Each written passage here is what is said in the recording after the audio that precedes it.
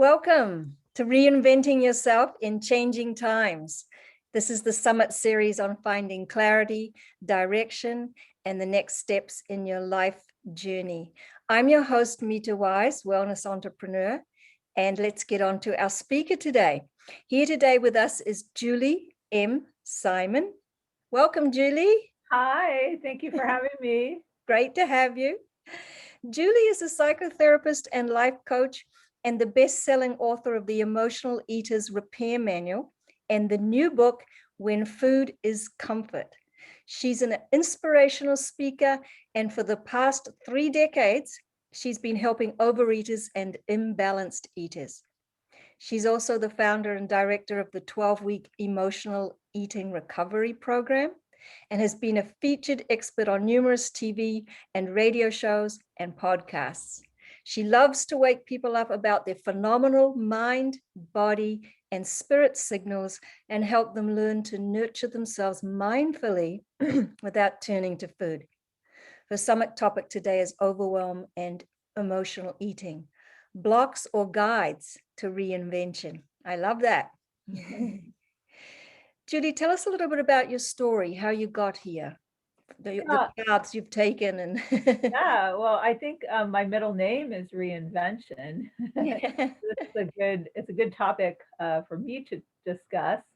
I've reinvented myself numerous times in my journey. I like to share a little bit about my journey in terms of reinvention, and people will see the different pieces of it. So I started out in college studying psychology. That was my passion. And then made a different turn based on what my parents thought I should do. So I went to grad school and got a master's in business, an MBA. And my father was a CPA, so I became a CPA. And lots of people do these kind of things. Right. We don't follow our passion sometimes. My parents said, "What are you going to do with a degree in psychology? Get a business degree." So I became a CPA, and during those years, I was good at what I did, but I wasn't passionate. So I reinvented myself and became a financial analyst. I thought, gee, maybe I'll have more passion there. Didn't find that I had much more passion there. Again, was good at it, but wasn't passionate. So I began to ask myself, what am I really passionate about? And I thought, well, psychology, mental health has always been interesting and important to me, and physical health. So my next reinvention was that I became a personal trainer, and I thought, I'm going to uh, at least do part of what I love to do.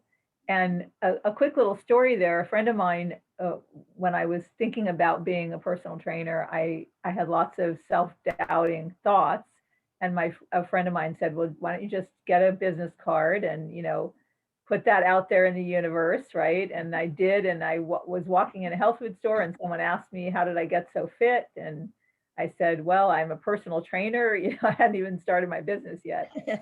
So that was one reinvention. Became a personal trainer. Was doing that for years. Also started my own accounting and bookkeeping business. So I got out of the public world and was doing completely my own thing, and was much happier doing personal training and running my accounting and bookkeeping service. And then still knew that my main passion, which was psychology, that I hadn't pursued it. So I went back to school again, got another master's degree, and became a psychotherapist and a life coach. So I'm kind of the queen of reinvention. Wow, that's And amazing. I can add one more little piece to that. And in 2007 and 8, when we had a major recession going on, and for all of us therapists and trainers, our practices were a little bit slower then, I decided, okay, time to write that book that I've been meaning to write. And so I reinvented one more time and became an author. So Wow, good for you. I love that. It gives you a wealth of experience and wisdom that forms, who you are today. I love it. mhm. Why do you think people often feel that need to reinvent themselves, to start over? Or even for some people, it's just like a new step, right? And how does your work today help with that? Well, I think most of us, are driven, to feel pleasure and purpose and meaning and passion in our lives. We want to feel that. And I think we reinvent ourselves when, there's like an itch, that needs to be scratched, like something's going on, something's bubbling up, I think, a call from our soul that we're not feeling fulfilled enough. We're not feeling nourished enough. Something's missing, right? So something is usually a catalyst for reinvention. It could be that we're not happy in our career. It could be that we're raising children and I have many women I work with who say, I really want to stay home with my kids. I don't really want a career right now. So they really want to reinvent, motherhood and staying home, and are a little bit afraid to do that, because the messaging is not to, for today's woman. So there's all kinds of reasons, that we want to reinvent. And it certainly takes a lot of different skills: courage, drive, persistence, resilience, hope, faith, belief True. in yourself. There's so many pieces to that, right? Mhm. Yes, very much so. Thank you for mentioning all of those, because they're all important and they're all factors.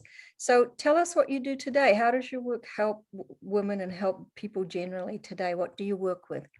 So I work with a lot of things because I'm a therapist and a coach. So I work with, all kinds of mental health challenges and, um, uh, you name it, couples work, everything. But in terms of to narrow the focus, in terms of, reinvention, um, I usually do more coaching around that, when someone comes to me and they kind of want to reinvent themselves. And very often people will find me because my specialty is working with overeaters, people who have challenges with overeating or imbalanced eating.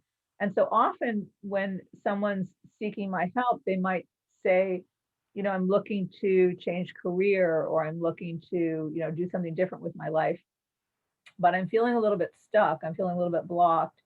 And very often, this is why I said the title of the talk today, or our discussion today, would be, overwhelm and emotional eating. Are they blocks, or are they guides? Because people will come to me and say, I feel really blocked. I feel really overwhelmed and paralyzed all the time. And I also, when I feel like that, I overeat. I'm emotional eating. And then I get stuck in a cycle of overeating, and I feel bad about myself, and I can't kind of break out of this cycle.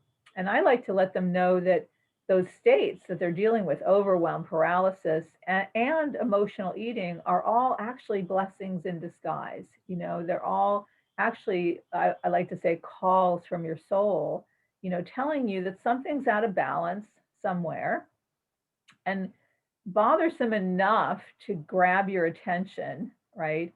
And do some work on it. And really, ultimately, what's going on is that we're missing some self care skills that are generally learned in childhood that we can learn, and we can move forward with those skills.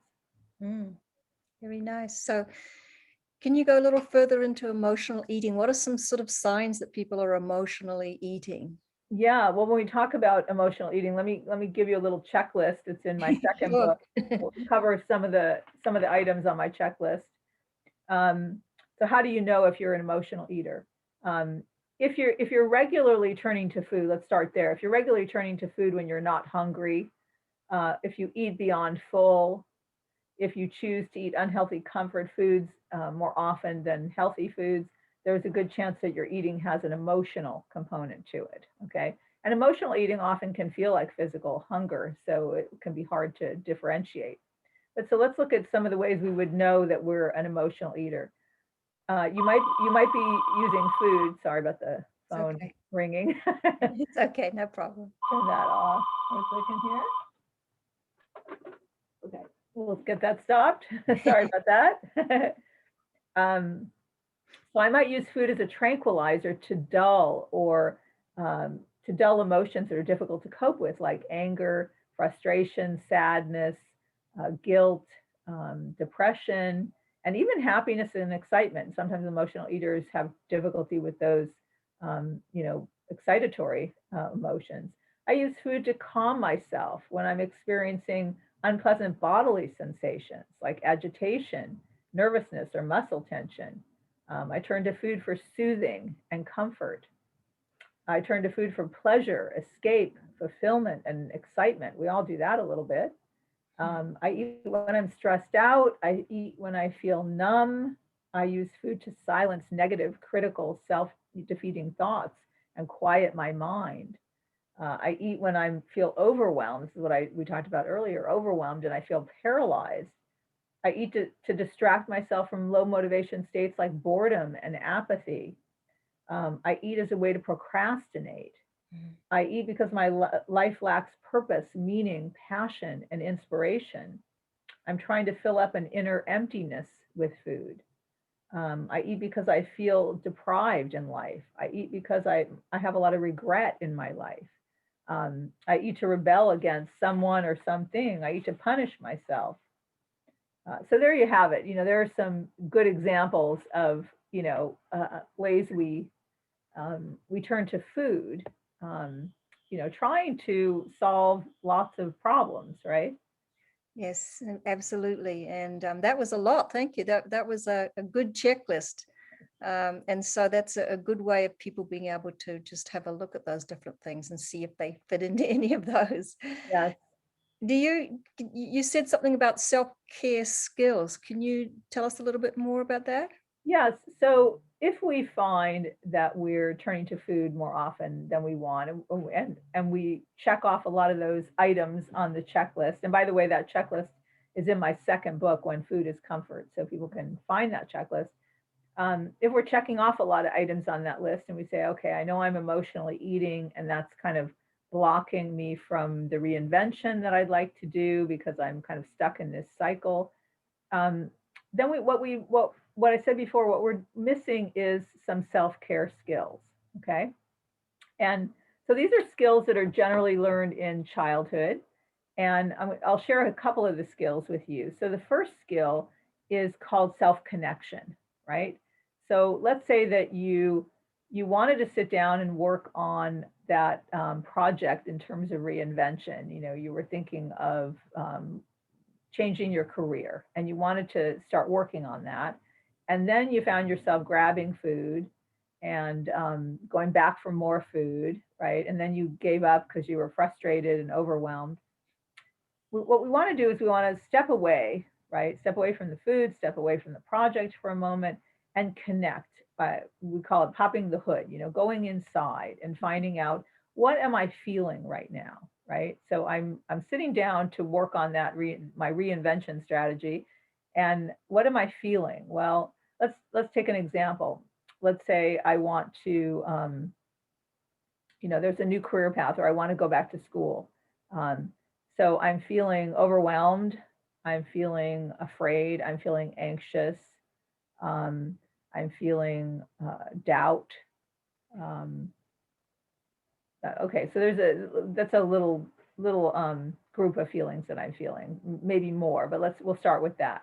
That's what I'm feeling. Okay, what about bodily sensations when you sit down to work on this reinvention strategy? You notice that you're having tension in your neck. You notice your hands are a little kind of forming fists. You feel like tight, maybe a little bit of butterflies in your stomach whenever you sit down to do this. All right. So there's a little anxiety going on, right? So we've identified what we're feeling. Okay. And we might even stop for a second and identify some thoughts that we might be having. But we'll come back to that in a second, the thoughts we might be having. So you ask yourself, this is a 3-step process I call an inner conversation. It's a way to connect to yourself. You start with asking yourself, what am I feeling in this moment? What do I need when I have those feelings? Now, a lot of people who turn to food, a lot of emotional eaters, don't even know what they need. Like they might say, I haven't the faintest idea what I need. I need to have this whole problem solved already. Okay. Or they don't really know what their needs are. So and needs are going to be just like feelings, could be like one word, like I need hope, Mm-hmm. or I need direction, or Right. I need instruction, or I need coaching, or I need calm, I need comfort, I need soothing, maybe I need help, right? So when I feel all these feelings, what do I need? Now, one of the reasons we do this inner conversation is because when we are turning to food, usually we're emotionally dysregulated. Our emotions and our body are kind of dysregulated. We're hyped up, we're agitated. So we're dysregulated. And it's very hard to think or focus or move forward on anything when you're emotionally dysregulated. So just the act of checking in with yourself, and I like to ask people to write their inner conversations because that's even more powerful in terms of regulating your nervous system. Just check in with yourself, find out what you're feeling. It's the first step in calming yourself down and being present with yourself. Okay. So now we identify what we're feeling. We identified what I'm needing. So I need some direction. I need some calm. I need some soothing. I need some hope. Third step, and this is very important in terms of skill building. Most people who turn to food emotionally, what research shows is that they didn't get enough consistent and sufficient emotional nurturance in their early years. All right. So they didn't get enough nurturance and they don't know how to nurture themselves. All right. And when we don't know how to do this, the brain gets wired in a particular way where we tend to get more agitated and upset and anxious when we encounter something that is uncomfortable, right? So when we sit down, so this person, this example that we're using, maybe every time she sits down to think about reinvention, she finds she's getting very anxious and agitated, right? In part because of the way her brain is wired, because she didn't get perhaps enough consistent and sufficient emotional nurturance. Now, I want to say one caveat. That doesn't mean you didn't have loving parents, okay? You can have very, very loving parents, but they may not have known how to comfort and soothe you when you needed it. They may have been missing some of these skills. So it doesn't mean they're not loving, but it may mean that they were missing the mark a little bit, some of your caregivers. So she sits down, she finds out what she's feeling, she finds out what she's needing. Now the third step, which is very important, is we're going to work on building an inner nurturing voice, okay? And this is the voice that's capable of doing all of that. So we don't always have to look outside ourselves for comfort and soothing and hope and faith. We can go inside for that. So she's in there, and it takes time to build this voice if it hasn't been built. This is a part of the brain, the upper part of the brain that regulates emotions and that can help guide you. So she's going to say something like, I'm here for you. And it's okay to have all those feelings right now. It makes sense to have all those feelings. She's going to validate that you're having those feelings. And of course you're needing hope. And of course you're needing faith. And of course you need a little bit of help.